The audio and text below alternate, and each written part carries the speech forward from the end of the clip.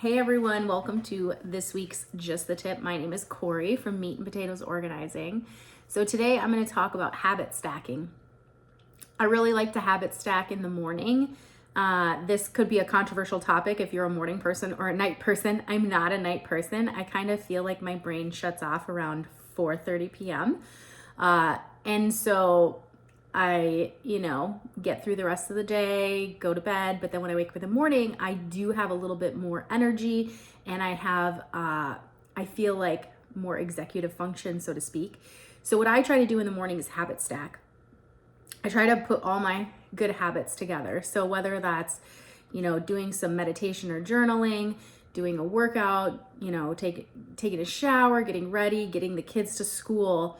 But then when I come home, I know I have to eat, and so I'm in the kitchen. So here's an example. I'm gonna pull out my breakfast, right? And at the same time, I'm also gonna unload the dishwasher and put the dishes away and tidy up my living kitchen area. That's kind of what I do as just a daily practice, because then my kitchen, my living room, it doesn't get completely out of hand. And it's just small and it's quick.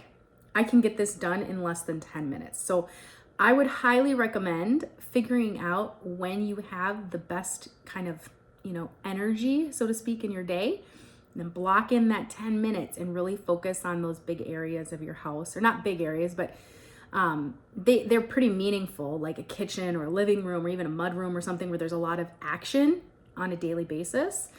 And just spending that 10 minutes every day, kind of getting things back in order, you're gonna feel so good once you do it. So let me know if you tried it in the comments. I would love to hear from you guys, and I will see you next week.